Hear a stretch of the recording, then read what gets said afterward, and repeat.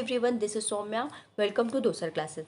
अभी स्टार्ट करेंगे हम क्लास 7 का बायोलॉजी का chapter classification of living word.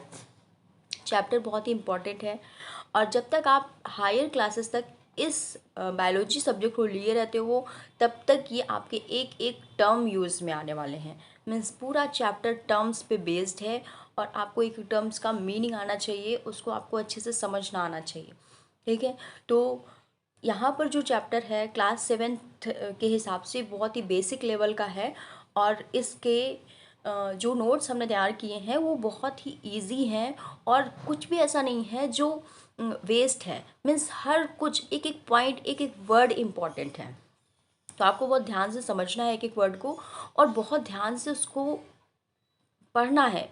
ठीक है, कि यहाँ का बिल्कुल भी कुछ छोड़ना नहीं है। बुक्स में आपके एक्स्ट्रा भी दिया हुआ है लेकिन यहाँ पर कुछ भी एक्स्ट्रा नहीं है। ठीक है, तो चलिए स्टार्ट कर लेते हैं। सबसे पहले बात करेंगे क्लासिफिकेशन किसे कहते हैं। मीन्स इस चैप्टर के वर्ड मीनिंग को जानेंगे। तो क्लासिफिकेशन का मतलब क्या होता है कि categorizing giving object into different group on based of their properties, similarities और डिससिमिलरिटीज। मीन्स सिमिलरिटीज और डिससिमिलरिटीज की प्रॉपर्टीज के अकॉर्डिंग चीज़ों को कैटेगराइज करना ही क्या कहलाता है, क्लासिफिकेशन कहलाता है। ओके, अब देखो इतना बड़ा लिविंग वर्ड है, कितनी डाइवर्सिटी है। डाइवर्सिटी का मतलब होता है कि वैरायटी। मीन्स कितनी, आप कहीं जाओगे तो एनिमल्स की आपको कितनी वैरायटीज़ मिल जाएंगी, कहीं भी जाओगे प्लांट्स की आपको इतनी वैरायटी मिल जाएगी कि जिधर देखोगे आपको एक नया प्लांट दिखेगा। ठीक है, तो इसे कहते हैं हम डाइवर्सिटी। तो इतनी सारी वैरायटी ऑफ लिविंग्स हैं इस दुनिया में, तो उनको हर एक के बारे में स्टडी करना बहुत मुश्किल हो जाता है।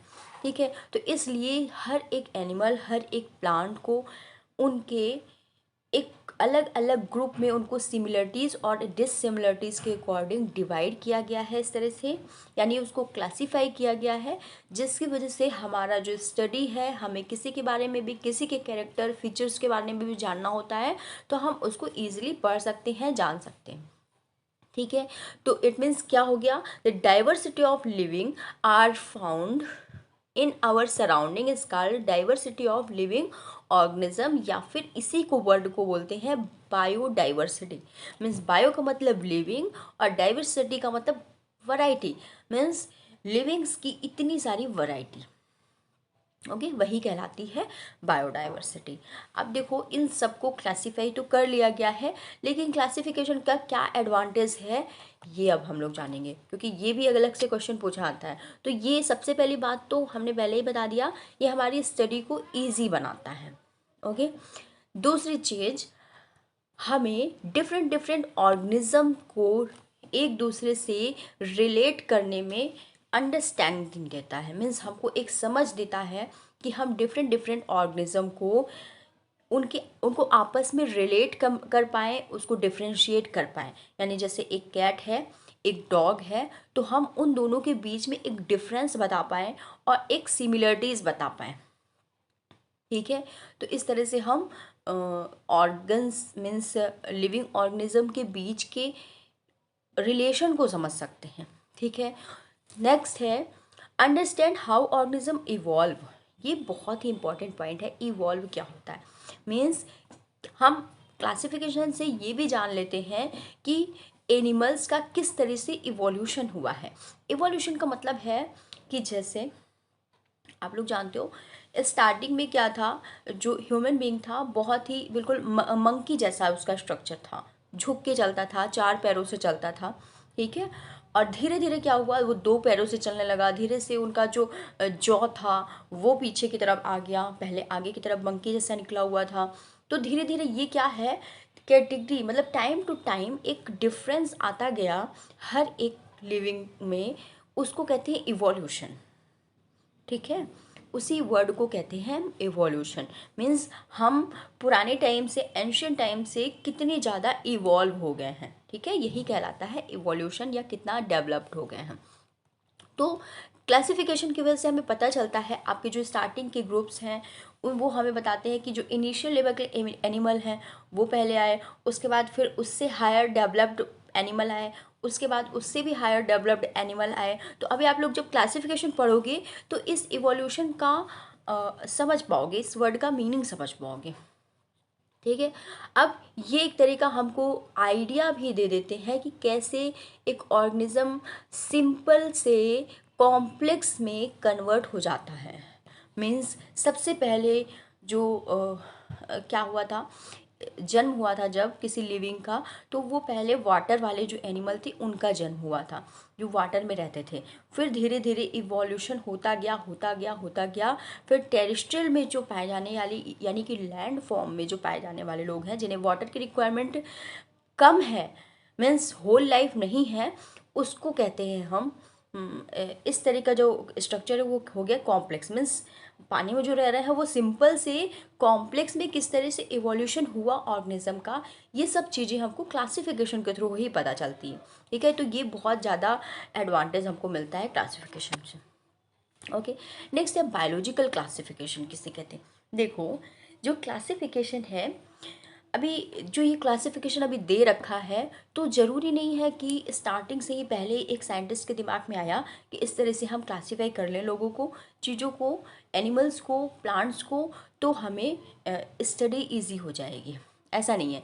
स्टार्टिंग में क्या हुआ, जो फादर ऑफ बायोलॉजिस्ट थे एरिस्टोटल, क्या थे, फादर ऑफ बायोलॉजी, बायोलॉजिस्ट कौन थे, एरिस्टोटल थे। और फादर ऑफ जूलॉजिस्ट, यानी जूलॉजी का भी जो ऑरिजिन की थी वो भी एरिस्टोटल ने की थी। ठीक है, अगर प्लांट की बात करें तो प्लांट के फादर हैं एरिस्टोटल, सॉरी, थ्रियोफ्रेस्टस है। ठीक है, तो ये जो एरिस्टोटल सर थे, इन्होंने सबसे पहले क्लासिफिकेशन दिया था, बायोलॉजिकल क्लासिफिकेशन, जिसमें उन्होंने क्या किया, लोगों को, जीवों को इस तरह से बांट दिया, जो एयर में रहने वाले थे उनको एयर की कैटेगरी दे दी, जिनको, जो वाटर में रहने वाले एनिमल थे उनको वाटर की कैटेगरी दे दी, और जो लैंड में रहते थे उनको लैंड की कैटेगरी दी थी। यानी कि उन्होंने सिर्फ 3 टाइप में, उन सारे इन 3 ग्रुप में उनको सबको बांट दिया, सारे लिविंग्स को। ठीक है, तो यहाँ से क्लासिफिकेशन की स्टार्टिंग हो गई थी, लेकिन ये सही नहीं था तरीका। ठीक है, इस तरह का जो क्लासिफिकेशन होता है उसको आर्टिफिशियल टाइप का क्लासिफिकेशन कहते हैं। मीन्स आप कुछ बाहर के, कुछ सुपरफिशियल कैरेक्टर्स को लेके उसी से समझ के आप उन सबको क्लासिफाई कर दो। इस तरह में कुछ दिक्कत आ सकती है। क्या दिक्कत आ सकती है, जैसे आप बैट देखते हो, बैट कौन है, चमगादड़, वो उड़ता है, फ्लाई करता है, बट कहें तो वो बर्ड की कैटेगरी में आता है, लेकिन वो एक्चुअल में बर्ड नहीं है, वो मैमल्स की कैटेगरी में आता है। यानी कि जो हाँ, मीन्स जो एक बहुत ही ज़्यादा डेवलप्ड एनिमल है, मैमल, उस कैटेगरी में आता है।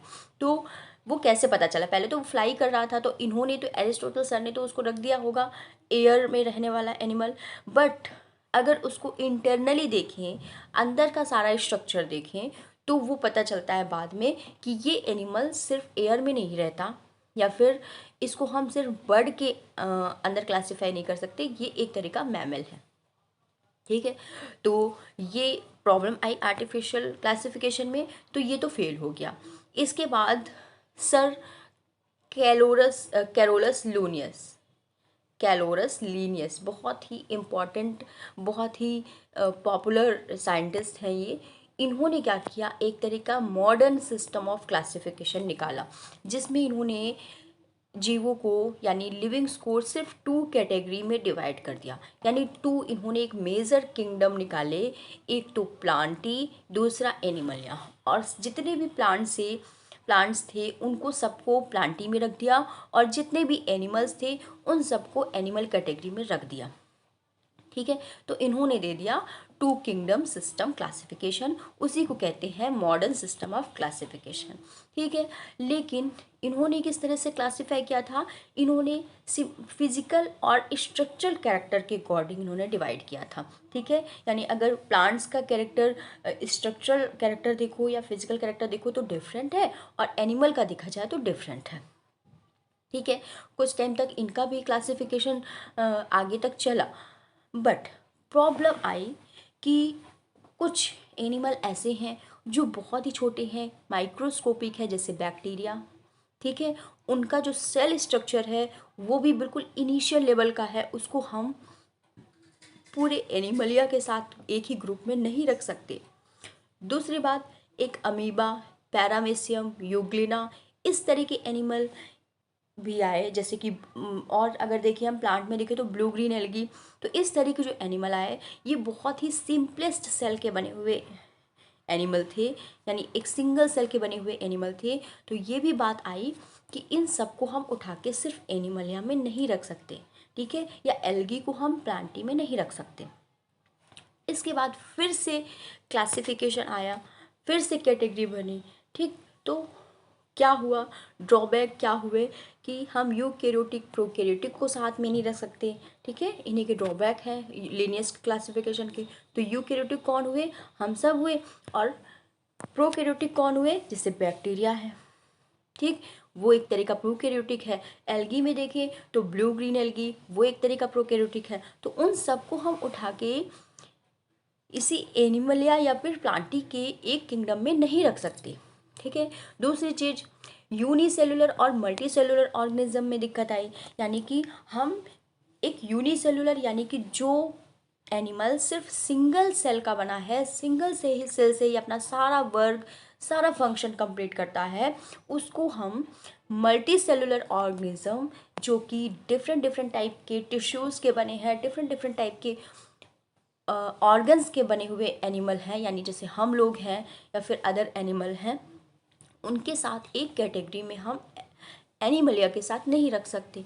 दूसरी बात आई photosynthetic and non photosynthetic organism, जैसे कि बहुत से प्लांट ऐसे हैं जो सिर्फ फोटोसिंथेसिस करते हैं और अपना फूड फॉर्म करते हैं, लेकिन कुछ ऐसे भी हैं लिविंग्स जो फोटोसिंथेसिस नहीं करते हैं, दूसरों पर डिपेंड रहते हैं, जैसे कि फंजाई।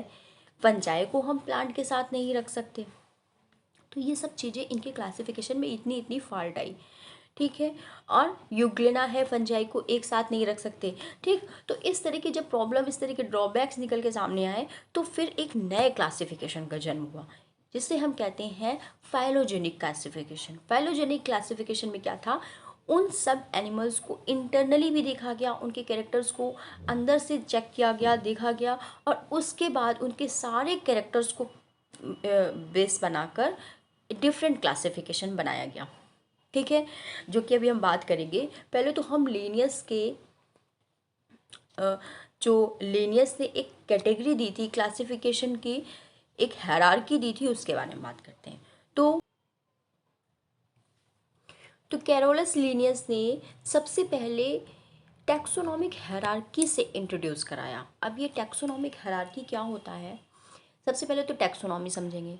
टैक्सोनॉमी वर्ड का मतलब होता है कि बायोलॉजी की एक तरह की ये ब्रांच है, जिसके अंदर में हम हर तरह की क्लासिफिकेशन का स्टडी करते हैं, ठीक है। तो टैक्सोनॉमी क्या हो गया, एक तरह की बायोलॉजी की ब्रांच हो गया, मतलब एक सब्जेक्ट हो गया, ठीक है। और हायरार्की, इसकी हायरार्की क्या हो गई, तो एक तरह की सीरीज़ है ये, जिसमें क्लासिफिकेशन जिन जिन ग्रुप्स में किया गया है, उन सारे ग्रुप्स को एक सीरीज में रखा गया है। मीन्स सबसे ऊपर एक ऐसी सीरीज रखी गई है किंगडम की, जिसमें नंबर ऑफ एनिमल्स बहुत ज़्यादा है, ठीक है। इसमें जैसे सारे प्लांट्स आ गए एक किंगडम में, या फिर सारे एनिमल्स आ गए सिर्फ एक किंगडम में। तो ये किंगडम जो है ग्रुप सबसे बड़ा ग्रुप है। सबसे छोटा ग्रुप माना गया है स्पीसीज को, ठीक है। इसको हम थोड़ा सा बड़ा कर लेते हैं, हाँ अब ठीक, नो अब ठीक। तो ये रहा स्पीसीज, ठीक, ये सबसे छोटा ग्रुप माना गया है। यहाँ पर एनिमल्स का नंबर सबसे कम है, या फिर जो भी लिविंग्स का नंबर है सबसे कम है। यहाँ पर क्या है, स्पीसीज में, स्पीसीज क्या है, ग्रुप ऑफ लिविंग्स स्पीसीज कहलाएगा, ठीक है। और जीनस क्या है, group of species, group of species genus कहलाएगा। फैमिली क्या है, ग्रुप ऑफ जीनस फैमिली कहलाती है। और ऑर्डर क्या है, ग्रुप ऑफ फैमिली ऑर्डर कहलाती है। क्लास क्या है, ग्रुप ऑफ ऑर्डर्स क्लास कहलाते हैं। और फाइलम क्या है, ग्रुप ऑफ क्लासेस फाइलम कहलाती है। और लास्ट में बनता है एक किंगडम। यानी कि हम कह सकते हैं कि यहाँ पर जो ग्रुप ऑफ स्पीसीज है, 2 3 4 कितनी भी स्पीसीज हो सकती हैं, वो सारी स्पीसीज एक दूसरे के अंदर कुछ कैरेक्टर्स से तो मिलती हैं, लेकिन हर एक कैरेक्टर उन दोनों का मैच नहीं करता।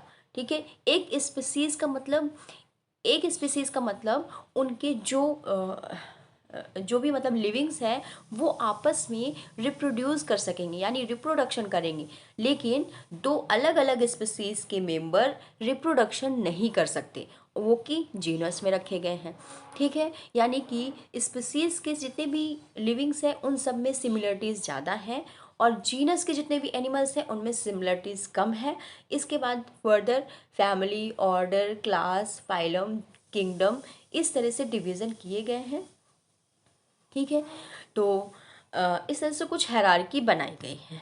ठीक है, जो सारी क्लासिफिकेशन में आपको यूज़ आएगी। इसमें आपको ध्यान रखना है, सबसे पहला जो किंगडम है वो हाईएस्ट लेवल का हायरार्की है, और सबसे लोवेस्ट लेवल की जो हायरार्की है वो है स्पीसीज। बाकी जी बीच में आते हैं फाइलम, क्लास, ऑर्डर, जीनस। तो आपको ये पूरी सीरीज ध्यान रखनी है, kingdom, phylum, class, order, genus, species. Okay, अब लिनियस ने एक बात और बताई थी, एक वर्ड इन्होंने और दिया था, binomial nomenclature. Binomial nomenclature system में उन्होंने क्या बताया था कि जितने भी एनिमल्स हैं, जितने भी लिविंग्स हैं, उन सब का एक साइंटिफिक नेम होगा, जिसमें जिसमें एक एक नेम जीनस का होगा, दूसरा नेम होगा स्पीसीज का। जैसे लिखा हुआ है होमो सैपियंस, यानी कि ये ह्यूमन का अर्ली ह्यूमन का एक नेम है, मीन्स क्या कह सकते हो, ह्यूमन का साइंटिफिक नेम है होमो सैपियंस। तो इसमें होमो जो वर्ड है वो एक जीनस से लिया गया है उसके, और सैपियंस जो वर्ड है वो स्पीसीज से लिया गया है। ठीक है, तो इसे ही कहा गया है बायनॉमियल नॉमेनक्लेचर सिस्टम, जो कि कैरोलस लिनियस ने दिया था।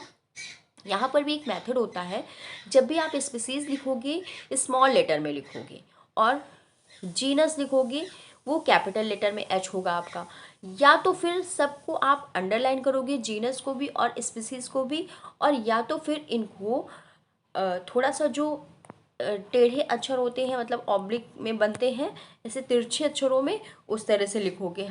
ठीक है, तो ये इसका कैरेक्टर होता है।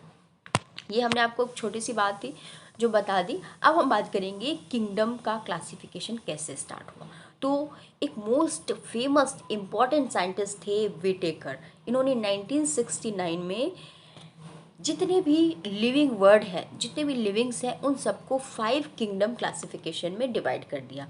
पहला था मोनेरा, दूसरा था प्रोटिस्टा, तीसरा था फंजाई, देन प्लांटी और एनिमलिया। ठीक, तो ये 5 किंगडम क्लासिफिकेशन सिस्टम आज तक बहुत ज़्यादा वैल्यूबल है, और इस सिस्टम में ज़्यादातर कोई ड्रॉबैक नहीं है। ठीक है, तो जिसमें क्या किया गया, उन्होंने क्या किया, मोनेरा में जितने भी प्रोकैरियोटिक सेल के थे, प्रोकैरियोटिक सेल के एनिमल, वो एनिमल होते हैं जैसे कि बैक्टीरिया है, ब्लू ग्रीन एल्गी है, वो इसमें आते हैं। ठीक है, तो उनको सबको मोनेरा में रख दिया। अब प्रोकैरियोटिक सेल आपको नहीं पता है तो आप प्लीज़ सेल चैप्टर में देखिए क्या होता है। वैसे मैं तो अभी बताऊंगी थोड़ा, लेकिन आप सेल चैप्टर पहले पढ़िए। ठीक है, दूसरी बात प्रोटिस्टा। अब प्रोटिस्टा में क्या है, जितने भी यूनिसेलुलर एनिमल हैं, यूनिसेलुलर मतलब सिंगल सेल के बने हुए जितने भी एनिमल हैं जो कि यूकैरियोटिक हैं, उन सबको प्रोटिस्टा में रख दिया गया। For example amoeba, paramecium, Euglena. ये अमीबा हो गया, ये पैरामीशियम हो गया, और ये यूग्लिना हो गया। और ये यहाँ पर ब्लू ग्रीन कह रहा है, क्लेमाइडोमोनास एल्गी है, वो भी एक तरह का यूनिसेलुलर सेल है। ठीक है, अब फंजाई की कैटेगरी में वो सारे लिविंग्स आते हैं जो कि फोटोसिंथेसिस नहीं करते हैं और हेट्रोट्रॉपिक होते हैं, यानी कि हेट्रोट्रॉपिक कैटेगरी में आते हैं, फोटोसिंथेसिस भी नहीं करते हैं, लाइक प्लांट होते हैं। ठीक है, उन सबको फंजाई में रखा गया। जैसे कि फंगस है आपका, मार्चेला मीन्स मशरूम आप लोग जो खाते हो, वो भी एक तरह का फंजाई है, जिसको फंजाई की ही कैटेगरी में, फंजाई पूरा किंगडम बना दिया गया, उसी में कैटेगराइज किया गया है।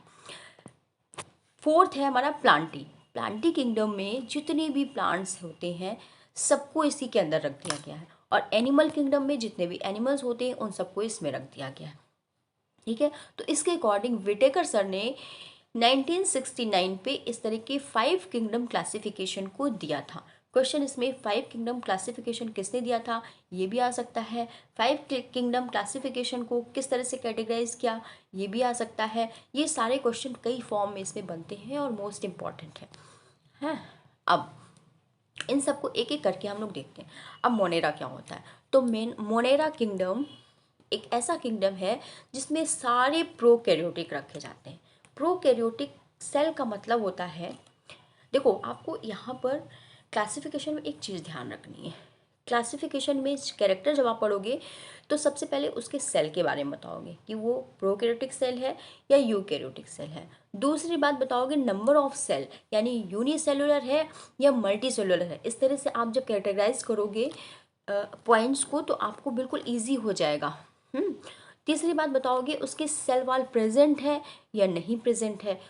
फिर नेक्स्ट बताओगे आप मोड ऑफ न्यूट्रिशन कैसा है, मीन्स वो ऑटोट्रॉपिक है या हेट्रोट्रॉपिक है।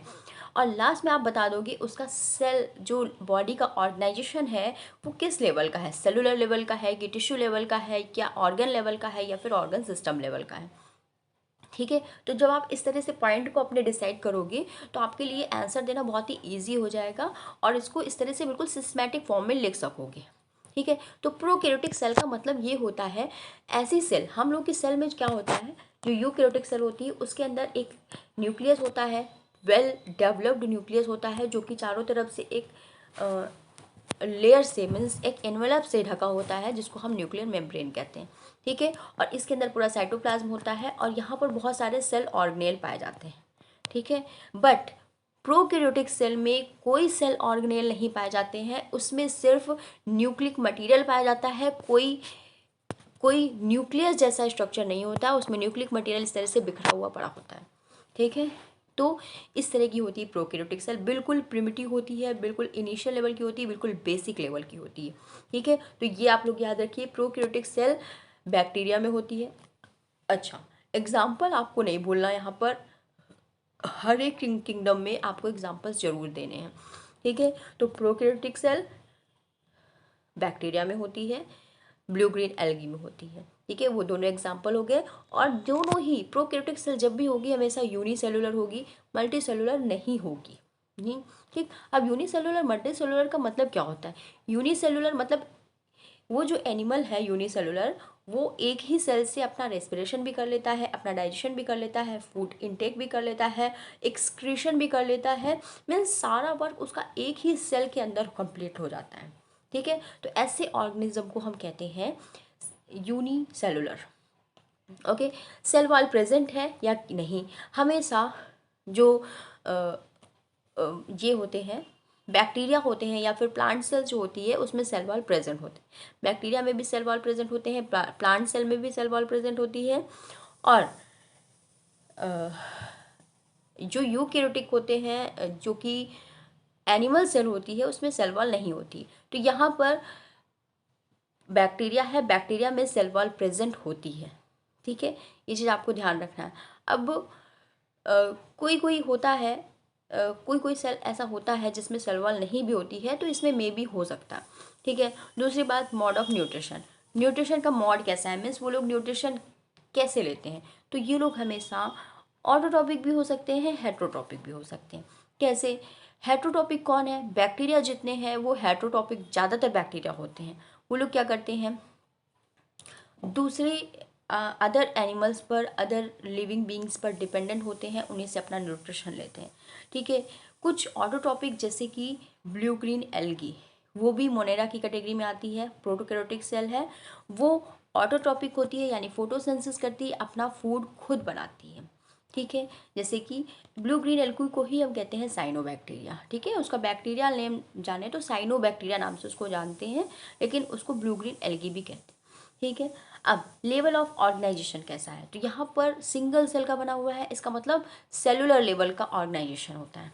ठीक है, तो ये इतने पॉइंट आपको ध्यान में रखने हैं। और इसके साथ में एग्जाम्पल में आपको देखो, ये ब्लू ग्रीन एल्गी है, नॉस्टॉक का फिगर बना हुआ है।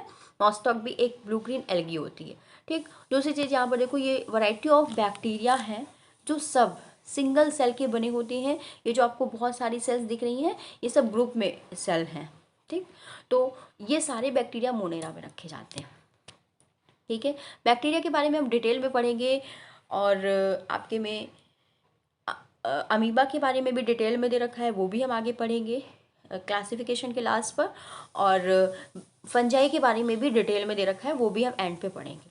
ठीक है, अभी बात करते हैं प्रोटिस्टा की। तो प्रोटिस्टा में टाइप ऑफ सेल कैसी है इनकी, सबसे पहले हम बात करेंगे यूकेरियोटिक है। यूकेरियोटिक सेल, अब एक चीज़ आप लोग एकदम दिमाग में रख लो कि मोनेरा में, सिर्फ मोनेरा में ही प्रोकैरियोटिक सेल है, बाकी आगे किसी भी ऑर्गन में, किसी भी किंगडम में, किसी भी ग्रुप में यूकैरियोटिक सेल है वो कभी प्रोकैरियोटिक नहीं हो सकती।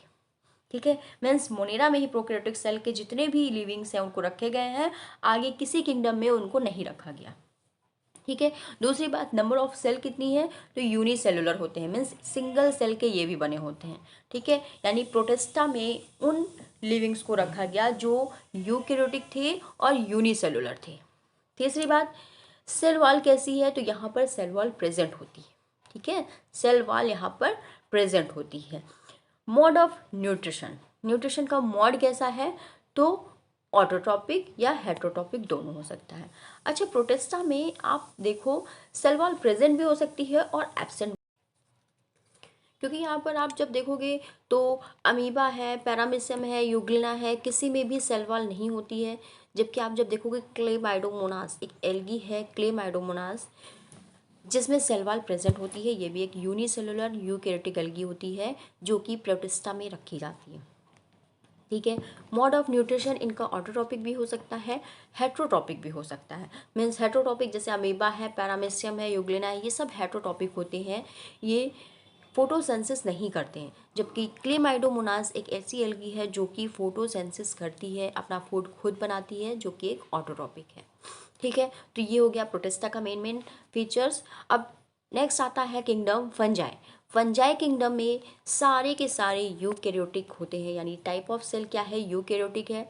नंबर ऑफ सेल कितने होते हैं, तो ये यूनिसेलुलर भी हो सकते हैं और मल्टी सेलुलर भी हो सकते हैं।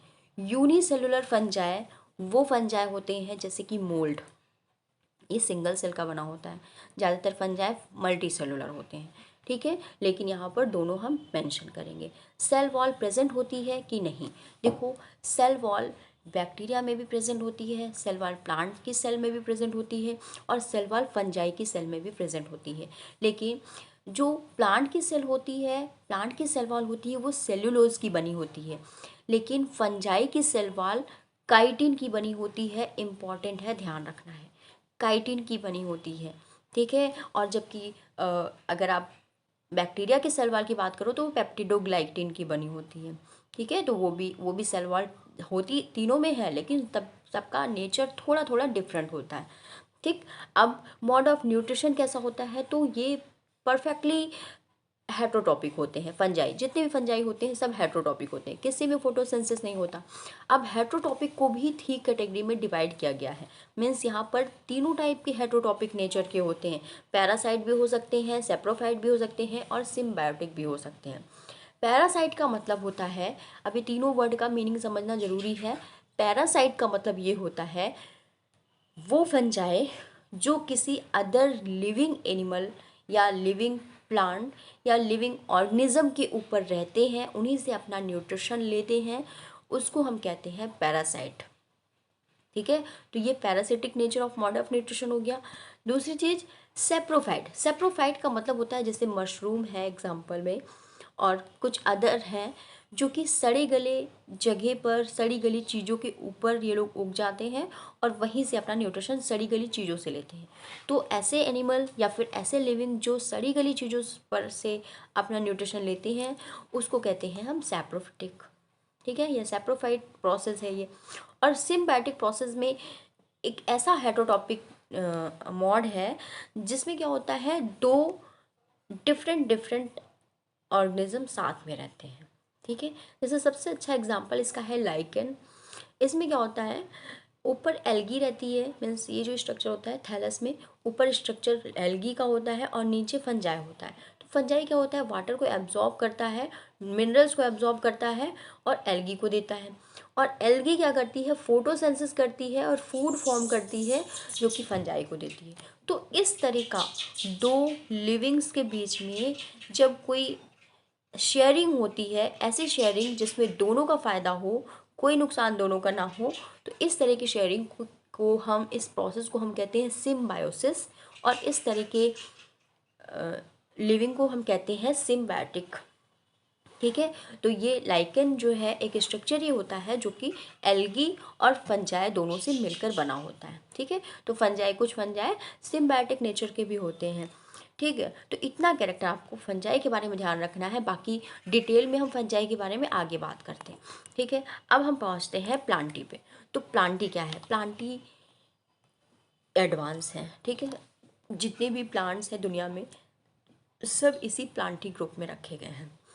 इनका टाइप ऑफ सेल की बात करो तो यूकैरियोटिक सेल होती है। ठीक है, यानी एडवांस सेल होती है, डेवलप्ड सेल होती है। और नंबर ऑफ सेल्स कितनी होती हैं, तो ये हमेशा मल्टी सेलुलर के, जितने भी प्लांट्स मल्टी सेलुलर के हैं सब इसमें रख दिए गए हैं। ठीक है, और सेल वॉल इसमें प्रेजेंट होती है। देखो हमने फंजाई में बताया था काइटिन की बनी होती है, यहाँ पर सेल्यूलोज की सेल वॉल बनी होती है। ठीक है, मोड ऑफ न्यूट्रिशन यहाँ पर ऑटोट्रॉपिक होता है क्योंकि ये सब फोटोसिंथेसिस करते हैं और अपना फूड खुद फॉर्म करते हैं। तो इतना आपको कैरेक्टर आपको प्लांटी किंगडम में देना होगा। अब एनिमल किंगडम की बात करें तो एनिमल किंगडम का भी बिल्कुल इजी है। टाइप ऑफ सेल कैसी होती है, तो यूकैरियोटिक होती है। नंबर ऑफ सेल कितनी होती है, तो मल्टी सेलुलर होते हैं, बहुत सारे सेल्स के बने होते हैं। और सेल वॉल यहाँ पर एब्सेंट होती है, ये चीज़ डिफरेंट है, ध्यान रखना है। कभी भी किसी भी एनिमल में सेल वॉल नहीं प्रेजेंट होती है। मोड ऑफ न्यूट्रिशन कैसा होता है, ये हेट्रोट्रॉपिक होते हैं क्योंकि कोई फोटोसिंथेसिस नहीं करते, अपना फूड खुद नहीं बनाते हैं, अपने फूड के लिए प्लांट्स पर डिपेंड रहते हैं। और ऐसे नेचर को हम हेट्रोट्रॉपिक नेचर कहते हैं। ठीक है, तो ये आपको लिखना होगा। लेकिन इस चैप्टर पे हम प्लांट किंगडम की सिर्फ बात करेंगे। नेक्स्ट वाला जो वीडियो आएगा हमारा नेक्स्ट चैप्टर का, वो आएगा एनिमल किंगडम का। ओके, अब हम देखते हैं कि जो प्लांट पूरा किंगडम है उन सबको कितनी कैटेगरी में डिवाइड किया गया है। तो सबसे पहले इनकी कैटेगरी है क्रिप्टोगैमी और फेनरोगैमी। दो कैटेगरी में अगर हम डिवाइड करें इसको तो दो, एक मेजर कैटेगरी है क्रिप्टोगैमी और फेनरोगैमी। क्रिप्टोगैमी गैमी में वो प्लांट्स आते हैं जिनमें सीड नहीं होते, जिनमें सीड नहीं होते, सीड एब्सेंट होते हैं। जबकि फेनरोगैमी में वो प्लांट्स आते हैं जिनमें सीड प्रेजेंट होते हैं। ठीक है, जिनमें सीड प्रेजेंट होते हैं। तो ये एक दोनों, एक कैरेक्टर, एक मेन कैरेक्टर के हिसाब से दोनों को कैटेगराइज किया गया अलग अलग, क्रिप्टोगैमी, फेनरोगैमी। अब फर्दर फिर से क्रिप्टोगैमी को 3 फाइलम में डिवाइड किया गया। एक तो Thallophyta, bryophyta, pteridophyta. Thallophyta, bryophyta, pteridophyta. Okay, जबकि फेनरोगैमी को 2 ग्रुप में डिवाइड किया, जिम्नोस्पर्म, एंजियोस्पर्म, जिम्नोस्पर्म, एंजियोस्पर्म।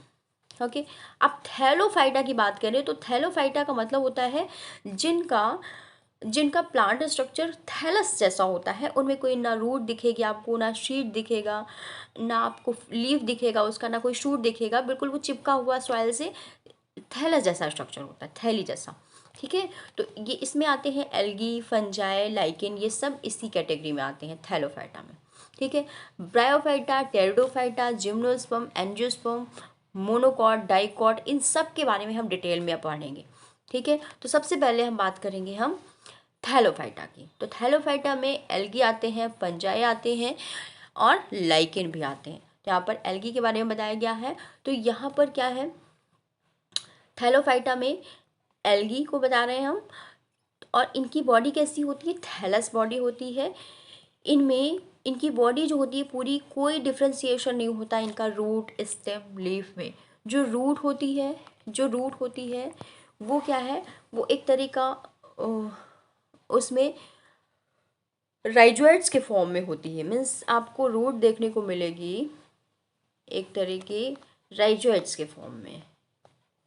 ठीक है, मीन्स कह दो आप नहीं हो सकती। ठीक है, रूट, स्टेम, लीफ में इसको कैटेगराइज नहीं किया गया, बस इतना लिख दो है।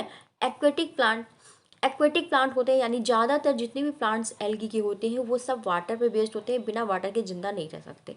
ठीक है। दूसरी चीज़ स्पायरोगैरा, यूलोथ्रिक्स, क्लेमाइडोमोनास, ये सब क्या है, एग्जाम्पल है थैलोफाइटा के। ठीक है। यहाँ पर देखो स्पायरोगैरा ऐसा होता है बिल्कुल फिलामेंटस टाइप का, इस तरह से होता है, इसके अंदर स्पाइरल फॉर्म में क्लोरोफिल प्रेजेंट होता है, इसलिए इसको स्पायरोगैरा कहते हैं। फिर कैरा एल्गी है, ये भी वाटर में होती है, सी में होती है। और यूलोथ्रिक्स है, यूलोथ्रिक्स में भी इस तरह का जो अंदर का क्लोरोफिल होता है वो थोड़ा डिफरेंट शेप का होता है, मीन्स अगर देखोगे तो इस तरह का क्लोरोफिल पाया जाता है। अब क्लेडोफोरा एल्गी भी इस तरह की कैरा की तरह ब्रांचेस एल्गी होती है। अल्वा है, ये सारी एल्गी के एग्जाम्पल हैं जो आपको लिखना होगा इसमें।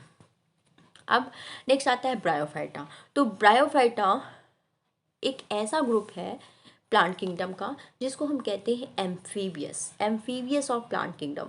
एम्फीबियस क्या है, एम्फीबियस एक तरह का अगर एनिमल में देखो तो क्या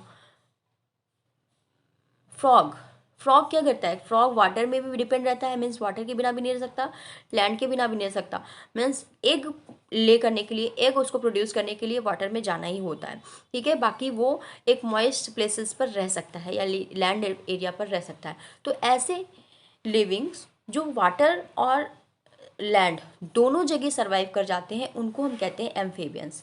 तो सेम ब्रायोफाइटा के प्लांट भी ऐसे नेचर के होते हैं जो वाटर और लैंड दोनों एरिया में सर्वाइव कर जाते हैं, लेकिन इन्हें वाटर की रिक्वायरमेंट होती है।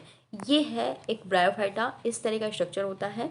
बिल्कुल सॉइल आप देखो, ये वेट सॉइल है, बिल्कुल उससे बिल्कुल चिपका हुआ थैलस होता है। नीचे का स्ट्रक्चर देखोगे तो इस तरह के यहाँ पर रूट लाइक स्ट्रक्चर पाया जा रहा है, रूट नहीं है ये, रूट लाइक स्ट्रक्चर है जिसको हम कहते हैं राइजोइड्स। ठीक है। ये मिनरल्स वगैरह को नहीं एब्जॉर्ब कर पाता है, ये सिर्फ वाटर को थोड़ा सा एब्जॉर्ब करके थैलस तक पहुंचा देता है। ठीक है। तो plant body differentiated into stem, root, leaf like structure. ये आप लोगों को लीफ लाइक स्ट्रक्चर दिख रहा है, लेकिन इसको फिर लोड बोलते हैं। ठीक है। और रूट ऐसा स्ट्रक्चर दिख रहा है, तो रूट स्टेम लीफ जैसा स्ट्रक्चर होता है, लेकिन एक्चुअल में रूट स्टेम लीफ नहीं है यहाँ पर। ठीक है। राइजोइड और फिल्लॉइड। अब देखो वैस्कुलर टिश्यू, यहाँ पर कोई वैस्कुलर टिश्यू नहीं पाया जाता। वैस्कुलर टिश्यूज़ का मतलब होता है वैस्कुलर बंडल, मीन्स ऐसे टिश्यूज़ जो नीचे से वाटर को ऊपर तक, प्लांट के ऊपर वाले पार्ट तक पहुँचाते हैं। ठीक है। यानी वाटर को कंडक्शन करते हैं, फूड का कंडक्शन करते हैं, उनको कहते हैं वैस्कुलर टिश्यू। लेकिन ब्रायोफाइटा एल्गी यानी किसी भी थैलोफाइटा में या किसी ब्रायोफाइटा या एल्गी में किसी में वैस्कुलर टिश्यूज़ नहीं होते, ये चीज़ आपको ध्यान रखनी है। एग्जाम्पल की बात करें तो मार्केंशिया, रिक्सिया और फ्यूनेरिया, ये सब इसके एग्जाम्पल हैं। ठीक है। तो आपको ये ध्यान रखना है स्ट्रक्चर और ब्रायोफाइटा के कुछ कैरेक्टर। अब आता है टेरिडोफाइटा। टेरिडोफाइटा एक ऐसे क्रिप्टोगेम है जिसमें वैस्कुलर टिश्यू देखे गए। ठीक है। ये पहले प्लांट है जिसमें वैस्कुलर टिश्यू प्रेजेंट होते थे। ठीक है। अभी तक ना एल्गी में पाए गए थे, ना ही इसके बाद ब्रायोफाइटा में पाए गए थे। आप लोग इवोल्यूशन यहाँ पर देख सकते हो। पहले सबसे छोटे एनिमल को रखा गया जो एकदम इनिशियल लेवल के थे, जैसे कि एल्गी बिना वाटर के नहीं रह सकता है, वो बहुत ही सॉफ्ट होता है और ना ही उसमें कोई रूट जैसा स्ट्रक्चर होता है, ना कोई लीफ होती है, ना कोई शूट होता है। इसके बाद ब्रायोफाइटा को देखा आपने, वो रूट पानी से निकला, पानी में भी रह सकता है और सॉइल में भी रह सकता है। ठीक है। लेकिन वाटर की रिक्वायरमेंट है उसको, है उसमें भी देखो थैलस जैसा स्ट्रक्चर है, कोई लीफ, कोई रूट, कोई स्टेम नहीं है, लेकिन उसके जैसा, रूट के जैसा, लीफ के जैसा स्ट्रक्चर फॉर्म होने लगा है। ठीक है। आगे और भी ज़्यादा डेवलपमेंट हुआ, और भी ज़्यादा इवोल्यूशन हुआ, तो फिर आते हैं टेरिडोफाइटा प्लांट। यहाँ पर आप देखो वैस्कुलर टिश्यूज़ भी आ गए हैं यहाँ पर, इसीलिए इनको हम कहते हैं वैस्कुलर क्रिप्टोगेम्स। ठीक है। अब प्लांट बॉडी पूरी डिफ्रेंशिएटेड होती है रूट, शूट, लीफ से, इतना आपको ध्यान रखना है। और एक इम्पॉर्टेंट बात, इसमें स्पोर भी प्रेजेंट होते हैं। ठीक। स्पोर कहाँ पर प्रेजेंट होते हैं, आप इनकी जब लीफ देखोगे, लीफ ये आप लीफ देख रहे हो, तो लीफ के मार्जिन पर आप देखोगे इस तरह के गोल गोल से स्ट्रक्चर दिख रहे हैं। ठीक है। तो ये स्पोरेंजियम है, मीन्स एक बैग लाइक स्ट्रक्चर है जिसके अंदर बहुत सारे स्पोर्स होते हैं। जब ये बर्स्ट होता है, यहाँ से टूट के निकलता है लीफ से, तो ये बहुत सारे स्पोर फैल जाते हैं जगह जगह पर, जो एक नया प्लांट प्लांट बनाने के लिए रिस्पॉन्सिबल होते हैं। ठीक है, तो ये हो गया टेरिडोफाइटा। इस तरह के प्लांट आप लोगों ने देखे होंगे, एग्जाम्पल में आप डाल सकते हो टेरिडोफाइटा में फर्न। इस तरह के ऑर्नामेंटल प्लांट होते हैं, आप लोग कहीं सजावटी प्लांट्स में इनको देखा होगा, इस तरह के लीफ वाले इस तरह के फैले हुए दिखते हैं आपको। ठीक, अब नेक्स्ट आते हैं जिम्नोस्पर्म। जिम्नोस्पर्म और एंजियोस्पर्म दो ऐसे ग्रुप हैं प्लांट के जिनमें सीड पाए जाते हैं, यानी इनको हम फेनरोगेम्स कहते हैं, फेनरोगेम्स कहते हैं। ठीक है, लेकिन जिम्नोस्पर्म के सीड में और एंजियोस्पर्म के सीड में थोड़ा फर्क होता है। जो जिम्नोस्पर्म के सीड है वो नेकेड सीड होते हैं, यानी इनके सीड के ऊपर कोई आउटर कवरिंग नहीं होती है। जबकि आप एंजियोस्पर्म के सीड को देखोगे तो एक वो फ्रूट के अंदर पाए जाते हैं। आपने मैंगो खाया, उसके अंदर सीड मिलता है। ठीक है, यानी पूरी कवरिंग के साथ मिलता है सीड। ठीक, तो वो एंजियोस्पर्म में मिलते हैं। यहाँ पर आपको सिर्फ डायरेक्ट यहाँ पर जिम्नोस्पर्म के सीड आपको बिल्कुल नेकेड मिलेंगे, इनमें कोई फ्लावर नहीं होता है, ना कोई इसमें फ्रूट होता है। ओके, सिर्फ ये डायरेक्ट सीड जन्म लेते हैं और सीड ही डेवलप होते हैं और इन्हीं से एक नया प्लांट बनता है। सीड हमेशा एवरग्रीन होते हैं। अच्छा, प्लांट हमेशा एवरग्रीन होता है, पेरिनियल होता है, मतलब कि कई सारे सालों तक जिंदा रहता है, और वुडी होता है स्ट्रक्चर। ठीक है, जैसे एग्जांपल है साइकल्स और पाइनस, ये जिम्नोस्पर्म के एग्जांपल है। या प्लांट ये आप देख सकते हो, और भी हाइट वाले प्लांट होते हैं, ये तो छोटा सा प्लांट है साइकस का। पाइनस के बहुत बड़े बड़े से प्लांट होते हैं, इनके देखो पाइनस की जो निडल्स लाइक लीव्स होती हैं इस तरह की। ठीक, अब आते हैं एंजियोस्पर्म। तो जितने भी दुनिया में फ्लावरिंग प्लांट हैं, फ्लावर बनाने वाले प्लांट्स हैं, उन सबको एंजियोस्पर्म की कैटेगरी में रखा गया है। ठीक है, इन सब के अंदर जो सीड होता है वो इसी फ्लावर से ही बनने वाला सीड होता है। फ्लावर के ओवरी पार्ट के ओव्यूल पार्ट से सीड बनता है, और जो ओवरी पार्ट होता है लीफ का, फ्लावर का, वो एक फ्रूट फॉर्म बना लेता है। ठीक है, तो seed develop inside the ovary, यानी ओवरी के अंदर। मीन्स आप लोग जब आप कोई फ्लावर देखोगे तो इस तरह की एक ओवरी लाइक स्ट्रक्चर भी नीचे से देखोगे, और इसके बगल में फिर फ्लावर होता है ऐसा। ठीक है, तो ये इसके अंदर सीड बनता है। आगे पढ़ोगे आप लोग। ठीक है, और ये जो ओवरी है यही बाद में चलकर फ्रूट बन जाती है, फ्रूट में कन्वर्ट हो जाती है, और इसमें और जो सीड होता है वो एम्ब्रियो भी प्रेजेंट होता है वहाँ पर। इसको हम कॉटिलिडन कहते हैं। एम्ब्रियो क्या होता है, अब देखो हम लोग सीड पढ़ते हैं तो फिर बताते हैं। जो एंजियोस्पर्म के जितने भी प्लांट्स होते हैं उन सबको हम टू पार्ट में, टू बड़े ग्रुप में डिवाइड कर सकते हैं, जैसे कि मोनोकॉटिलिडन और डाइकॉटिलिडन, या मोनोकॉट या डाइकॉट। जो मोनोकॉट होते हैं प्लांट, जैसे कि गेहूँ, या ये मेज मीन्स कॉर्न। ठीक, जो भुट्टे का दाना होता है कॉर्न, यहाँ पर आप लोग देखोगे आप उसको टू पार्ट में डिवाइड नहीं कर सकते हो। उसको तोड़ सकते हो, काट सकते हो, लेकिन टू पार्ट में डिवाइड नहीं कर सकते हो। जैसे कि आप चने को कर सकते हो। चना जब आप भिगोया हुआ चना लोगे, डिप किया हुआ, तो वो सॉफ्ट हो जाता है, तो उसको जब आप खोलोगे तो वो आपको इस तरह के दो पार्ट में दिखेगा। और बीच में इस तरह का एक कनेक्टर भी लगा होता है जो दोनों पार्ट को कनेक्ट करता है। ऐसा आपने देखा है। ठीक, अब देखो एक ये पार्ट हो गया, दाल हो गई, एक ये दाल हो गई। ठीक, ये दो दाल मिलकर एक सीड फॉर्म कर रहे हैं। ठीक है, तो ये जो एक दाल का जैसा स्ट्रक्चर हुआ, इसी को हम कहते हैं कॉटिलिडन। ठीक है, तो जिस सीड के पास टू कॉटिलिडन है उनको हम कहेंगे डाइकॉट। अब जैसे चावल देखोगे उसके पास सिर्फ एक सीड होता है, मीन्स एक कॉटिलिडन होता है। मेज यानी कॉर्न देखोगे तो उसके पास भी सिर्फ एक ही कॉटिलिडन होता है।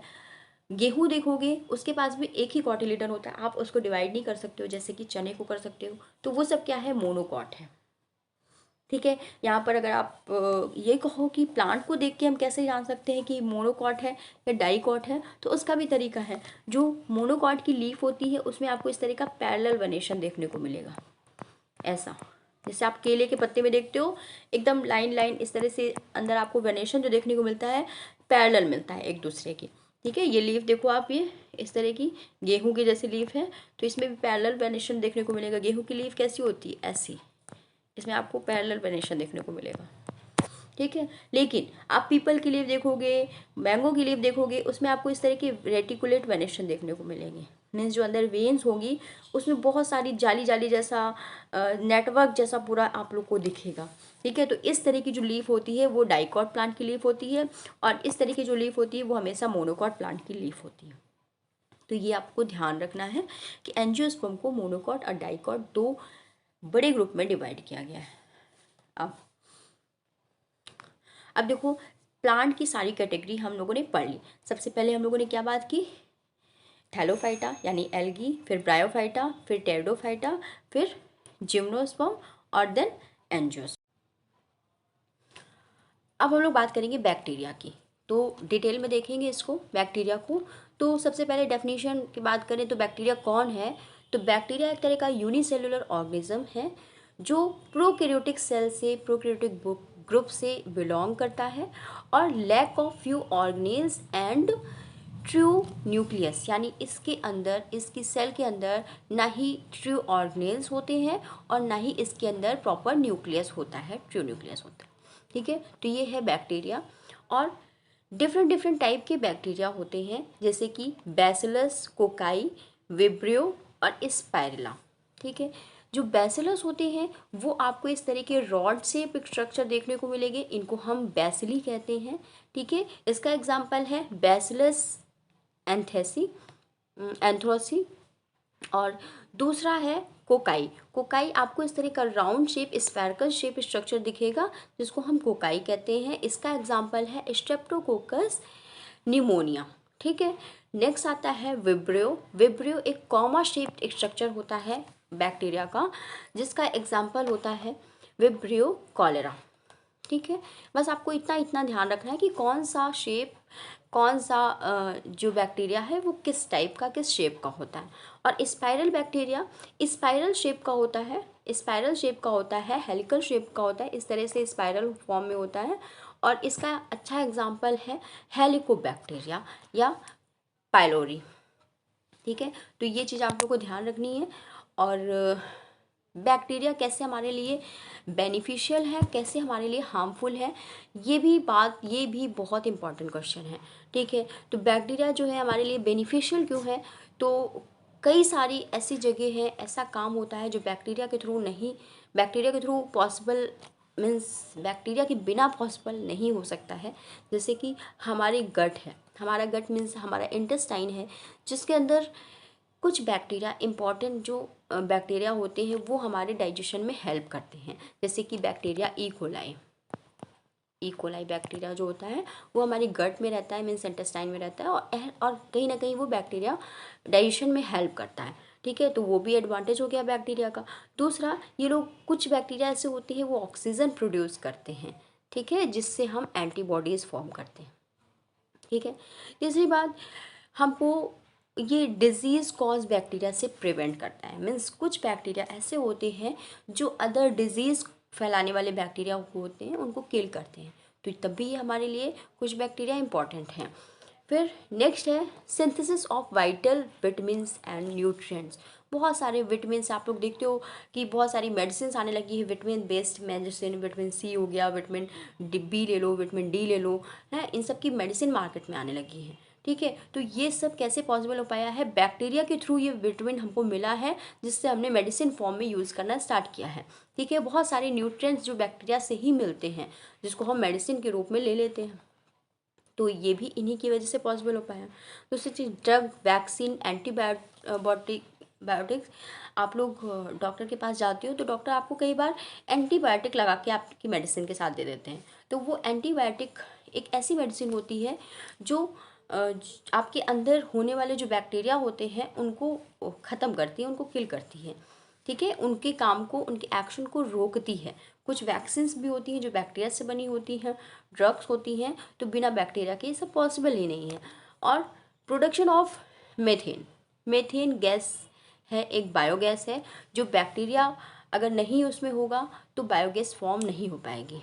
ठीक है, बायोगैस एक तरह का काऊ डंग और बफेलो डंग, इन लोगों से के डंग से और बहुत सारा एक्स्ट्रा मैन्योर, मतलब कुछ बायो केमिकल्स का यूज़ करके बनाया जाता है। ठीक है, अब किलिंग प्लांट एंड पेस्ट, यानी कि प्लांट में बहुत सारे पेस्ट लगने वाले जो कीड़े मकोड़े होते हैं या फिर कुछ जर्म्स होते हैं, उन सबको भी किल करने में कुछ बैक्टीरिया रिस्पॉन्सिबल होते हैं। ठीक, दूसरी चीज़, टॉक्सिक वेस्ट और ऑयल स्प्लिटिंग को भी रोकते हैं। कुछ बैक्टीरिया ऐसे होते हैं जो ऑयल को, टॉक्सिक वेस्ट को खाते हैं, ठीक है, यूज़ में ले लेते हैं, जो कि हमारे लिए क्या है, बेनिफिशियल है। उस तरह के बैक्टीरिया को हम लोग बनाएंगे, बढ़ाएंगे, और हमारे लिए टॉक्सिक मटेरियल कम होगा। और जो ऑयल स्प्लिटिंग एक बार हुई थी, याद आपको, आपने कभी पढ़ा हो तो, एक बार सी में बहुत बड़ा एक स्टीमर जा रहा था जिसमें से ऑयल स्प्लिटिंग हो गई थी। ऑयल, वहाँ पर ऑयल भर के जा रहा था, तो बहुत सारा ऑयल उसके अंदर, पानी के अंदर लीक हो गया था, निकल गया था, बह गया था, जिससे बहुत सारे एनिमल जो वाटर के अंदर रहने वाले हैं वो सारे डेड हो रहे थे, जो कि बहुत ज़्यादा मतलब रिस्की था। तो इसके लिए एक बैक्टीरिया, एक बग का फॉर्मेशन किया गया, बनाया गया था वहाँ के लिए, और जिनको उस वाटर में छोड़ दिया गया था, वो बग सारा सारा का सारा ऑयल पी गया था, खा गया था। ठीक, तो ये भी बैक्टीरिया का ही काम है। दूसरी चीज़, जीन थेरेपी। जीन थेरेपी में भी बैक्टीरिया का यूज़ होता है। जीन थेरेपी क्या है, तो ये एक बहुत बड़े लेवल का क्वेश्चन है, हम आपको शॉर्ट में बता देते हैं कि जीन का ट्रांसफ़र मीन्स हर एक इंसान में, हर एक लिविंग में डीएनए होता है, डीएनए में जीन्स होते हैं, जीन्स के अंदर बहुत सारे कैरेक्टर्स होते हैं, यानी कोई कैरेक्टर प्रोटीन के लिए रिस्पॉन्सिबल होता है, प्रोटीन फॉर्मेशन के लिए, कोई कैरेक्टर ग्रोथ के लिए रिस्पॉन्सिबल होता है, कोई कैरेक्टर किसी और कैरेक्टर के लिए रिस्पॉन्सिबल होता है। ठीक है, तो उन कैरेक्टर्स को किसी अदर कैरेक्टर्स, यानी उस जीन को कट करके किसी दूसरे लिविंग के अंदर उस जीन को डाल देना, इस तरह का जो टेक्निक्स होती है उसको जीन थेरेपी कहते हैं। तो ये बैक्टीरिया के थ्रू बहुत ज़्यादा हेल्पफुल होता है। ठीक है, मीन्स बैक्टीरिया के थ्रू ही हम इस जीन थेरेपी को ट्रांसफ़र करते हैं। ठीक, जीन्स को ट्रांसफ़र करते हैं। तो ये हो गया एडवांटेज ऑफ बैक्टीरिया। नेक्स्ट बात करते हैं, तो डिसएडवांटेज क्या है बैक्टीरिया के। तो डिसएडवांटेज भी बहुत हैं। कितने सारे डिजीज़ होते हैं जो बैक्टीरिया के थ्रू फैलते हैं, चाहे वो एनिमल में हो चाहे प्लांट में हो। ठीक है, यानी कि जैसे बहुत सारे फूड को ये स्पॉइल कर देते हैं, डिजीज़ जैसे कॉलरा है और टाइफाइड है, ये सब बैक्टीरिया के थ्रू होते हैं। ठीक है, और ये फूड में आ जाते हैं, तो फूड आइटम को ख़राब कर देते हैं और स्पॉइल करते हैं, पॉइजनस कर देते हैं। फूड स्मेल को ख़राब कर देते हैं, एनवायरनमेंट में कुछ ना कुछ गड़बड़ कर देते हैं। ठीक, डिजीज़ बहुत सारी कॉज करते हैं, जैसे कि ट्यूबरकुलोसिस है, कॉलेरा है, टाइफाइड है और डायरिया है। ट्यूबरकुलोसिस, टीबी जिसको हम कहते हैं, ये माइकोबैक्टीरियम ट्यूबरकुलोसिस के थ्रू फैलता है। बैक्टीरिया का नाम है, नाम भी आपको लर्न करके रखना है क्योंकि इंपॉर्टेंट है, शॉर्ट क्वेश्चन में आ सकता है। ठीक है, कॉलेरा किससे होता है, तो विब्रियो कॉलेरी, ठीक, वो कॉमा शेप का बैक्टीरिया जो था। और फिर साल्मोनेला टाइफाइड डिजीज़ फैलाता है। ठीक है, और डायरिया किससे होता है, तो क्लास्ट्रीडियम बोटुलिनम से हो जाता है टाइफाइड डायरिया, जिसमें लूज मोशन हो जाते हैं। तो इस तरह की डिजीज़ का कारण भी बैक्टीरिया होते हैं। तो बैक्टीरिया हमारे लिए जितने यूज़फुल है उतने ही ज़्यादा हार्मफुल भी हैं। ठीक, अब देखो फंजाई के बारे में बात करें, तो फंजाई क्या है। फंजाई क्या है, एक तरह का यूकैरियोटिक हेट्रोट्रॉपिक ऑर्गेनिज्म है। ठीक है, यानी यूकैरियोटिक सेल्स का बना होता है और हेट्रोट्रॉपिक नेचर का होता है, मीन्स अपना फूड खुद नहीं बनाता है, दूसरों पर डिपेंड रहता है। ठीक है, और वार्म और ह्यूमिड इन्वायरमेंट में सर्वाइव करता है। मोड ऑफ न्यूट्रिशन इनका 3 टाइप का होता है, सैप्रोफिटिक, पैरासिटिक और सिम्बायोटिक। तीनों के बारे में अभी हमने बताया था आपको कि जो सैप्रोफिटिक होते हैं वो डेड एंड ऑर्गेनिज्म सब्सटेंस से अपना फीड करते हैं, मीन्स न्यूट्रिशन लेते हैं, जैसे राइजोपस, पेनिसिलियम और एस्परजिलस। ठीक है, ये फंजाई के नेम है। पैरासिटिक फंजाई कौन कौन से होते हैं, जो कि लिविंग ऑर्गेनिज्म के ऊपर रहते हैं, उन्हीं से अपना न्यूट्रिएंट लेते हैं। ठीक है, जैसे कि टैफ्रीना और पक्सीनिया। ठीक है, और सिम्बायोटिक बैक्टीरिया जैसे कि लाइकेन है, जो हमने अभी बताया था आपको, एल्गी और फंजाई दोनों मिलकर लाइकेन स्ट्रक्चर फॉर्म करते हैं, जिसमें एक दूसरे को दोनों बेनिफिट पहुंचाते हैं। मीन्स जो फंजाई है वाटर को एब्जॉर्ब करेगा, एल्गी को देगा, और जो एल्गी है फोटोसिंथेसिस करेगा, फूड फॉर्म करेगा और फंजाई को देता है। ठीक है, तो इस तरह का रिलेशनशिप जब दोनों को बेनिफिट देने वाला होता है, तो इस तरह के रिलेशन को हम कहते हैं सिम्बायोटिक रिलेशन या सिम्बायोसिस। ठीक। अब माइक्रोराइजा भी एक तरह का एग्जाम्पल है। माइक्रोराइजा कहते किसको है, पहले तो ये समझो। किसी प्लांट के रूट के अंदर, ठीक, कुछ फंजाई बन जाते हैं, मतलब फंजाई वहाँ पर रहने लगते हैं, ठीक है। तो इस तरह की रूट को हम कहते हैं माइक्रोराइजा। ओके। इसका अच्छा एग्जाम्पल है कि आप जब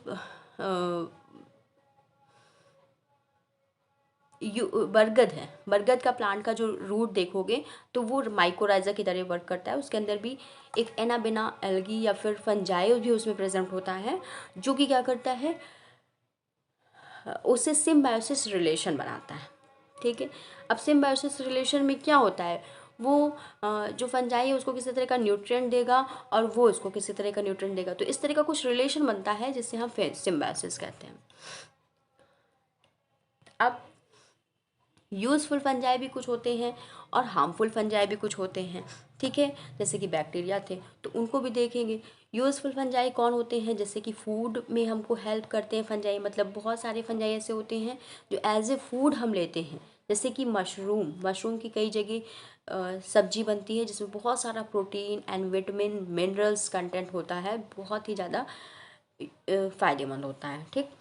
अब fungi decomposers, as a decomposers. अब डिकम्पोजर्स क्या है, तो डिकम्पोजर्स का मतलब होता है कि ऐसे लिविंग्स जो कि जो डेड एंड डिके मीन्स सड़ी गली हुई चीज़ों को खाकर उनको ख़त्म कर देते हैं, सॉइल में मिला देते हैं, उस तरह के लिविंग को कहते हैं हम डिकम्पोजर्स, ठीक है। और इस प्रोसेस को हम कहते हैं डिकम्पोजिशन।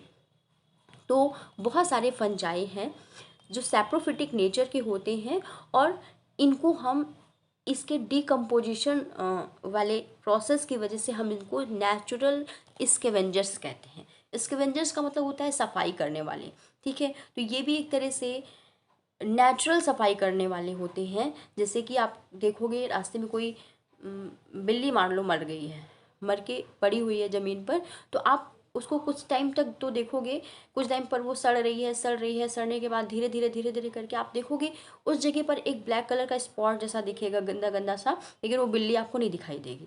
लेकिन और धीरे धीरे देखोगे तो वो स्पॉट भी धीरे से चला जाएगा। तो ये जो एक प्रोसेस धीरे धीरे धीरे धीरे ग्रेजुअली होने वाली प्रोसेस है, ये प्रोसेस कहलाती है डिकम्पोजिशन। तो ये बहुत सारे माइक्रो ऑर्गेनिज्म के थ्रू होती है, जिसमें फंजाई भी काम करता है, बैक्टीरिया भी काम करते हैं, ठीक है। तो कई सारे माइक्रो ऑर्गेनिज्म मिलकर उसको ख़त्म कर देते हैं। इस प्रोसेस को हम डिकम्पोजिशन कहते हैं।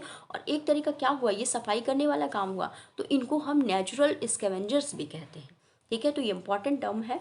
नेक्स्ट है fungi in drug industry. Fungi बहुत सारी ड्रग इंडस्ट्रीज़ में कई सारे डिफरेंट डिफरेंट ड्रग को बनाने में हेल्प करता है, मीन्स मेडिसिन को बनाने में हेल्प करता है। जैसे एंटीबायोटिक मेडिसिन हैं, पेनिसिलिन है और स्ट्रेप्टोमाइसिन। पेनिसिलिन स्ट्रेप्टोमाइसिन दोनों ही इंपॉर्टेंट मेडिसिन है, ठीक। जैसे पेनिसिलिन जो है वो इस तरह के पेनिसिलिनियम एक फंजाई होता है उससे बनाई जाती है, ठीक। और वैसे ही स्ट्रेप्टोमाइसिन भी इस तरह के छोटे छोटे फंजाई होते हैं जिससे स्ट्रेप्टोमाइसिन ड्रग फॉर्म किया जाता है। ओके। दूसरी चीज़, बेकरी में भी फंजाई का यूज़ होता है। जैसे कि यीस्ट का नाम आप लोगों ने सुना होगा, जितने भी ब्रेड बनते हैं, बेकरी आइटम बनते हैं, वो सब इन्हीं यीस्ट के थ्रू बनते हैं। बिना यीस्ट के ये बेकरी आइटम नहीं बन पाते हैं, ठीक है। उसमें जो स्पंज आता है, उसमें जो पफ आता है, वो यीस्ट के थ्रू ही आता है, ठीक है। और बहुत सारे विटामिन्स हैं और बहुत सारे अल्कोहल का भी फॉर्मेशन फंजाई से होता है, ठीक है। अब स्ट्रक्चर कैसा होता है, फंजाई का स्ट्रक्चर कैसा होता है, ये तो हमें पहले पढ़ लेना चाहिए था, कुछ स्लाइड आगे पीछे हो गई है। तो स्ट्रक्चर जो होता है फंजाई का वो फिलामेंटस स्ट्रक्चर होता है, यानी पूरा फंजाई एक छोटे छोटे फिलामेंट के फॉर्म में होता है। वो किसी भी शेप का हो, वो बना छोटे छोटे फिलामेंट से ही होता है, ठीक है। ये जो सिंगल सेल का भी बना होता है, मीन्स सिंगल सेल फंजाई भी होता है, मल्टी सेलुलर फंजाई भी होता है, ठीक है। ये जो लॉन्ग थ्रेड लाइक स्ट्रक्चर यानी जिसको हम फिलामेंट कह रहे हैं, उसको हम कहते हैं हाइफी। मीन्स एक अगर हम इस फिलामेंट को लें तो इसको हम कह सकते हैं ये एक तरह का हाइफी है, ठीक है, हाइफी। और कई सारे इस तरह के फिलामेंट मिलकर आपस में अरेंज होकर एक कॉम्प्लेक्स स्ट्रक्चर फॉर्म कर देते हैं इस तरह का, तो इसको हम कहते हैं माइसीलियम। ओके। यानी group of network of hyphae is called mycelium. Okay, तो ये आप समझ गए। और इसी माइसीलियम से टाइटली कॉम्पैक्ट स्ट्रक्चर फॉर्म करके किसी भी स्ट्रक्चर को ये बना लेते हैं फंजाई, जैसे कि एक मार्चेला भी बना लेते हैं, या फिर क्या कहते हैं इसको, मशरूम बना सकते हैं, या किसी अदर स्ट्रक्चर को फॉर्म कर सकते हैं फंजाई का। अब दूसरी चीज़, सेल वॉल इनमें काइटिन की बनी होती है। अगेन ये फिर से वर्ड आया है काइटिन, आपको ध्यान रखना है, इसको इम्पॉर्टेंट है। रिप्रोडक्शन कैसा होता है, तो इसमें बाइस्पोर रिप्रोडक्शन भी होता है, सेक्सुअल और एसेक्सुअल दोनों टाइप के रिप्रोडक्शन इसमें पाए जाते हैं। ये चीज़ आपको ध्यान रखनी है। सॉरी। अब हार्मफुल फंजाई कौन से होते हैं, देखो हमने बेनिफिट की बात तो कर ली फंजाई की। अब हार्म क्यों होते हैं, ये बहुत सारी डिजीज़ फैलाते हैं, बहुत सारी प्लांट डिजीज़ फैलाते हैं, बहुत सारी एनिमल डिजीज़ फैलाते हैं। जैसे प्लांट डिजीज़ की बात करें तो red rot disease, early blight disease. जो रेड रॉट डिजीज़ होता है, आप लोगों ने देखा होगा कभी कि गन्ने के अंदर एक रेड कलर का पूरी पूरी लाइन दिखाई देती है, कभी कभी वो ख़राब हो जाता है, तो उसको कहते हैं red rot of sugar cane. Early blight आपको इस तरह के पोटैटो में इस तरह की पका पका सा गंदा गंदा स्मेल वाला कुछ आएगा, इस तरह से पोटैटो ख़राब हो जाता है, इसको कहते हैं अर्ली ब्लाइट डिजीज़। ठीक। Leaf spot of wheat. Wheat में लीफ स्पॉट मतलब लीफ में इस तरह के छोटे छोटे स्पॉट देखने को मिल जाएंगे आपको। ये तो खैर टोमेटो की लीफ है, लेकिन आपको उसमें भी वीट के लीफ में भी स्पॉट देखने को मिलेंगे, उसको कहते हैं leaf spot disease. Smut disease corn में हो जाती है। तो इस तरह की लाखों डिजीज़ हैं जो प्लांट्स में फंजाई के थ्रू होती हैं। और आगे आप देखोगे तो इसका पूरा पूरा एक बुक है पैथोलॉजी की, जिसमें फंजाई की बहुत सारी डिजीज़ के बारे में दिया है। फिर देखो एनिमल डिजीज़ कौन कौन सी फैलाते हैं, इन्फेक्शन करते हैं। ज़्यादातर इनका इन्फेक्शन होता है हेयर में, स्किन में, नेल पे। हेयर पे आपके डैंड्रफ हो जाता है, वो फंजाई की वजह से हो जाता है। नेल में कभी कभी कोई कोई डिजीज़ हो जाती है, तो वो भी फंजाई की वजह से होती है। स्किन में डिजीज़, जैसे आप लोग ये देखो रिंग वॉर्म, बहुत ही ज़्यादा फेमस कॉमन है, रिंग वॉर्म हो जाता है, फंजाई की वजह से होता है। माइक्रोस्पोरियम फंजाई की वजह से ये रिंग वॉर्म डिजीज़ हो जाती है। और कुछ फंजाई ऐसे हैं जो पेपर को, लेदर को, क्लॉथ्स को डैमेज कर देते हैं, जैसे इस तरह की बुक्स देखी होगी आपने, इस तरह के फंजाई यहाँ पर लग जाते हैं। बैग है, लेदर है, शूज़ में भी कभी कभी फंजाई ख़राब करते हैं उसको, और क्लॉथ्स को भी ख़राब कर देते हैं। ठीक है, तो आप लोग कभी देखे होंगे, बहुत पुरानी कोई बुक है, उसको जब आप खोलोगे तो अजीब सी स्मेल आती है, वो फंजाई की वजह से होती है। फंजाई उसको डैमेज कर चुका होता है। यहाँ पे देख सकते हो आप, सिट्रस फ्रूट है जो कि इस तरह से फंजाई ने ख़राब कर रखा है। तो बहुत सारा हार्म पहुँचाते हैं फंजाई भी। एक बार अगर किसी पूरी पूरी क्रॉप में भी लग गया ना फंजाई, तो पूरी पूरी क्रॉप को ख़त्म कर सकता है। ठीक है, अब आते हैं अमीबा को समझते हैं। फंजाई हमारा हो गया, बैक्टीरिया हो गया। अब अमीबा क्या है, अमीबा एक तरह का प्रोटोजो है, जोआ है। ठीक है, मीन्स देखो अलग से एक शॉर्ट नोट भी पूछा जाता है, प्रोटोजोआ किसे कहते हैं। तो प्रोटोजोआ में वो सारे एनिमल आते हैं जो कि प्रोटिस्टा किंगडम में रखे गए, जैसे कि अमीबा, पैरामीशियम और यूग्लिना। ठीक है, यहाँ पर अमीबा की बात करेंगे हम, जो कि एक यूनिसेलुलर यूकैरियोटिक है। ठीक है, ये सिर्फ माइक्रोस्कोप से ही देख सकते हो आप, और ऐसे आप खुली आइज से अपने नहीं देख सकते हो। फ्रेश वाटर में, साल्ट वाटर में भी मिलता है, वेट सॉइल में भी मिलता है, और एनिमल में पैरासाइट के फॉर्म में भी मिलता है। मीन्स जैसे जो आपको मलेरिया होता है डिजीज़, वो अमीबा की वजह से होता है। कैरी उससे मस्कीटो करता है, लेकिन अमीबा के लार्वा को ही कैरी करके लाता है। ये अमीबा के थ्रू ही मलेरिया फैलता है। ओके, तो इस तरह का कुछ स्ट्रक्चर होता है, इसमें सेल वॉल नहीं होती है। ये जो स्ट्रक्चर होता है आपको अमीबा का डिफरेंट डिफरेंट मिलेगा। क्यों? क्योंकि ये जो इनके अपेंडिजेस हैं, यानी अपनी इनकी बॉडी है, इसको ये कहीं से भी आगे पीछे फैला सकते हैं ये। ठीक है, इनका जो ये स्ट्रक्चर है इसको कहते हैं सीडोपोडियम, सीडोपोडा। तो सीडोपोडा, सीडो का मतलब होता है आभासी, और पोडा का मतलब होता है पैर। मतलब कि इनके जो ये पैर हैं आभासी होते हैं। अभी आपको इधर दिख रहे हैं, हो सकता है 2 मिनट बाद वो ना दिखे। ठीक है, तो इसको कहते हैं स्यूडोपोडिया। बाकी इनकी सेल के अंदर कुछ फूड वैक्यूल्स होते हैं, इस तरह के साइटोप्लाज्म होता है। और ये फूड वैक्यूल क्या करते हैं, बाहर से किसी फूड को लिया इन्होंने, अंदर किया, और फूड वैक्यूल के अंदर डाल के उसको डाइजेस्ट कर देते हैं। चलिए अभी देखते हैं हम लोग लोकोमोशन कैसे करते हैं। तो कोई भी अमीबा लोकोमोशन करता है अपने स्यूडोपोडिया के थ्रू। जो स्यूडोपोडा होता है इनका, ये लोग जैसे लोकोमोशन करना होता है तो इस तरह इधर के फिर इधर के स्यूडोपोडा को बढ़ाते हैं, फिर बीच का पोर्शन इस तरह से बढ़ाते हैं और इस तरह से करके ये लोग धीरे धीरे आगे बढ़ते चले जाते हैं, लोकोमोशन करते जाते हैं। ठीक है, तो इस तरह से इनका लोकोमोशन पॉसिबल होता है स्यूडोपोडा के थ्रू।